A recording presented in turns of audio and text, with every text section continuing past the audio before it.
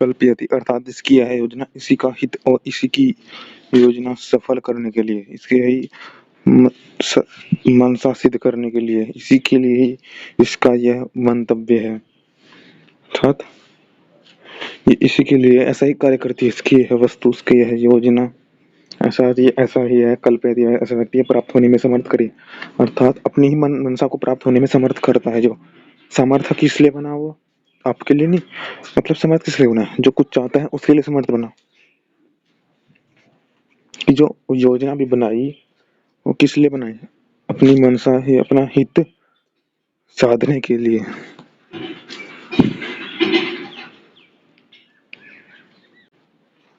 अर्थात इसे हित का उपयोग करना आ गया।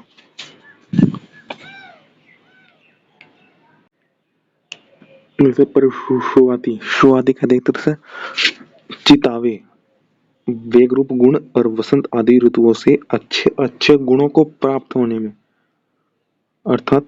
परशुवा उत्पन्न होता है तो चिताना होता है, मतलब ये वहां पर ले जाती चिताती है, तो मतलब जो उसी में ही गमन करे, जिसका योजनाओं में चलना आ गया, जिसका हित में चलना आ गया, वास्तविक में वो हित करता चला जाएगा अपना। जिस व्यक्ति का अपने हित में चलना आ गया, ये हित में मतलब दान देना हित का कर्म है। अब उसको कैसे देना है, किसको देना है, उससे मेरा भी हित होगा, अन्य का भी तो हो रहा है, अन्य व्यक्तियों का। तो हमारे लिए मतलब दान भी किस प्रकार दे जिससे हमारा हित हो, अपना हित सबको, अपनी मनसा तो सब उसमें साधने जिस पे आती है वह व्यक्ति सुखी होता है, अन्यथा अपना नहीं कर पाता तो फिर दुखी होता है, फिर गलत कार्य करता है। तो जिसे पता है कि ये कि दान भी या अन्य कार्य भी, इसमें भी कैसे मैं हित कर लूं, अर्थात इसमें भी मैं कैसे हित साध लूं, क्योंकि दान में भी मनसा, क्योंकि देखो क्या रखा कि हित भी चलाना आ गया, कि हित भी कैसे इस अनुसार मेरे चलेगा, मैं अपने अनुसार इसको वेग रूप से धारण कर लेके मेरे को कैसा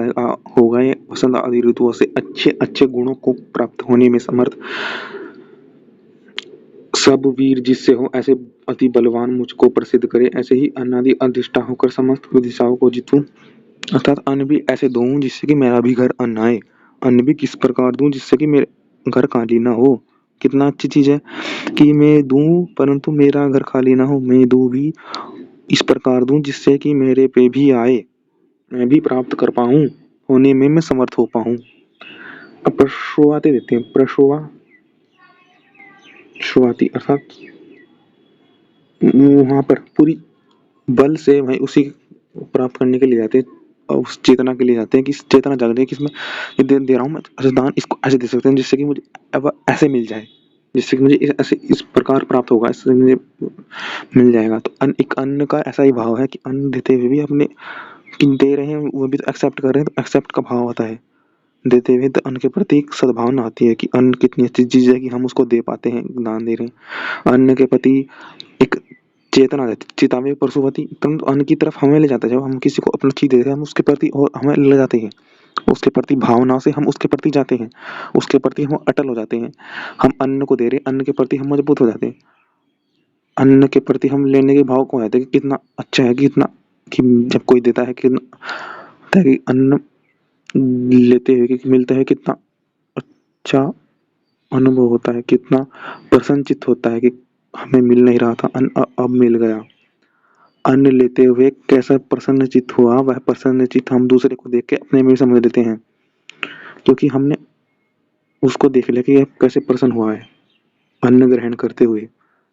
किसको अन्न मिला और ये बहुत प्रसन्नता से अन्न को ग्रहण करते हुए हुआ।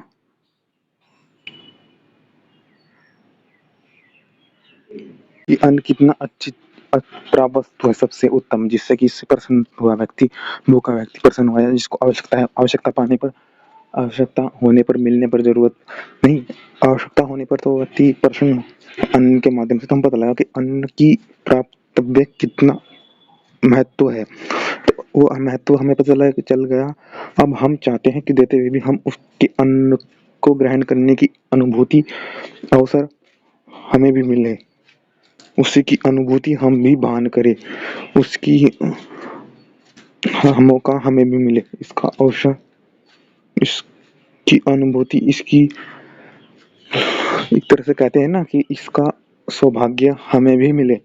मतलब इसका भाग्य ग्रहण करने का हमें भी मिले, कि हमें भी कोई अन्न दे, उसी भाव से दे, उसी प्रीति से दे, मतलब मैं जैसे दे रहा हूँ ऐसे भी मुझे कोई दे, तो अन्न हमें श्रेष्ठ देने वाला हो। जब कोई किसी को देता है तो उसके प्रति अन्न प्रीति करने वाला होता है, श्रेष्ठ गुणों को बढ़ाने वाला होता है। ऐसे ही कोई हमें दे जिससे कि हमारी प्रीति हो, हम जैसे इनको दे रहे हैं ऐसे ही दूसरे अन्न भाव से दे, जिससे कि उनके भाव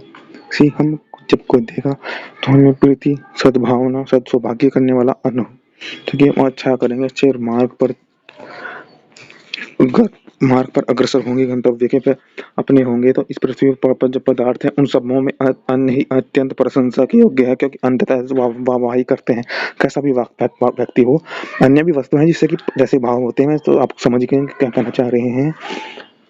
कोई वस्तु है जिसकी ऐसी वस्तु के भाव की देते हुए वे वस्तु कैसे प्रसन्नता करती है, उसमें अन्न सबसे उत्तम है, क्योंकि अन्न से सब भाव क्यों करते हैं, अन्न के लिए करते हैं।